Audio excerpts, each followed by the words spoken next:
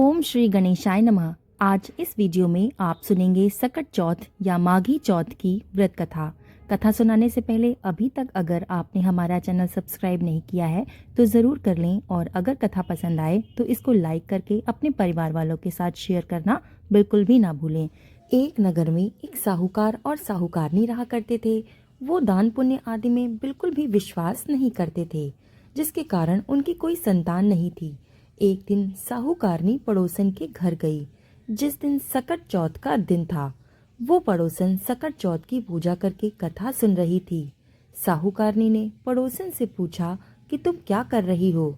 तब पड़ोसन ने कहा कि आज चौथ का व्रत है, इसलिए मैं कथा सुना रही हूँ। तब साहूकारनी बोली कि चौथ के व्रत करने से क्या होता है? तब पड़ोसन बोली कि इसको करने से अन्न, धन, सुहाग, पुत्र आदि सब मिलता है। तब साहूकारनी ने कहा कि क्या ये व्रत करने से मुझे संतान भी हो जाएगी? तो पड़ोसन बोली कि अगर तुम इस चौथ के व्रत को नियम और भक्तिभाव से करोगी तो तुमको संतान जरूर होगी। तो साहूकारनी बोली कि यदि मेरा गर्भ रह जाए तो मैं 1.25 सेर तिलकुट करूंगी और चौथ का व्रत भी करूंगी। श्री गणेश भगवान की कृपा से साहूकारनी गर्भवती हो गई। तो वो बोली कि मेरे लड़का हो जाए तो मैं 2.5 सेर तिलकुट करूंगी। कुछ दिन के बाद उसके लड़का भी हो गया। तो वो बोली कि हे चौथ भगवान, मेरे बेटे का विवाह हो जाएगा तो मैं 5.25 सेर तिलकुट करूंगी। कुछ वर्षों के बाद उसके बेटे का विवाह तय हो गया और उसके बेटे का विवाह भी हो गया, लेकिन उस साहूकारनी ने तिलकुट नहीं किया।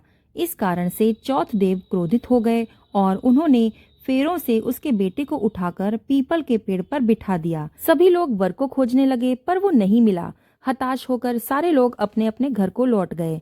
इधर जिस लड़की से साहूकारनी के लड़के का विवाह होने वाला था, वो अपनी सहेलियों के साथ गणगौर की पूजा के लिए जंगल में दूब लेने गई। तभी रास्ते में पीपल के पेड़ से आवाज आई, ओ मेरी अर्धब्याही। ये बात सुनकर जब लड़की घबरा कर घर आई, तब से वो बहुत दुखी रहने लगी। उसके बाद धीरे धीरे वो सूखकर कांटा होने लगी। एक दिन लड़की की माँ ने उससे कहा कि मैं तुम्हें अच्छे से खिलाती हूँ, अच्छा पहनाती हूँ, फिर भी तू सूखती जा रही है, ऐसा क्यों? तब लड़की अपनी माँ से बोली कि वो जब भी दूब लेने जंगल जाती है तो पीपल के पेड़ से एक आदमी बोलता है कि ओ मेरी अर्धब्याही। उसने मेहंदी लगा रखी है और सेहरा भी बांध रखा है। तब उसकी माँ ने पीपल के पेड़ के पास जाकर देखा तो वो तो उसका जमाई ही है। तब उसकी माँ ने जमाई से कहा कि यहाँ क्यों बैठे हैं? मेरी बेटी को तो अर्धब्याही कर दिया, अब और क्या लोगे? साहूकारनी का बेटा बोला कि मेरी माँ ने चौथ का तिलकुट बोला था लेकिन नहीं किया, इसलिए चौथ माता नाराज होकर उन्होंने यहाँ मुझे बिठाल दिया है। ये सुनकर उस लड़की की माँ साहूकारनी के घर गई और उससे पूछा कि तुमने सकट चौथ का कुछ बोला था क्या? तब साहूकारनी बोली कि तिलकुट बोला था। उसके बाद साहूकारनी बोली कि मेरा बेटा घर आ जाए तो 2.5 मन सेर तिलकुट करूंगी। इससे श्री गणेश भगवान प्रसन्न हो गए और उसके बेटे को फेरों में लाकर बिठाल दिया। बेटे का विवाह धूमधाम से हो गया। जब साहूकारनी के बेटा एवं बहू घर आ गए, तब साहूकारनी ने 2.5 मन तिलकुट किया और बोली कि हे चौथदेव, आपके आशीर्वाद से मेरे बेटे बहू घर आए हैं, जिससे मैं हमेशा तिलकुट का व्रत करूंगी। इसके बाद सारे नगरवासियों ने तिलकुट के साथ सकट का व्रत करना प्रारंभ कर दिया। हे चौथ भगवान, जिस तरह आपने साहूकारनी को उसके बहू बेटे से मिलवाया, वैसे ही हम सबको मिलवाना। इस कथा को कहने वाले, सुनने वाले और पढ़ने वालों का भला करना। बोलो सकट चौथ की जय, गणेश भगवान की जय। कथा समाप्त।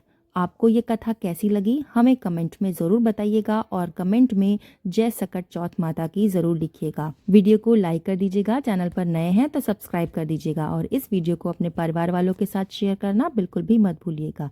धन्यवाद।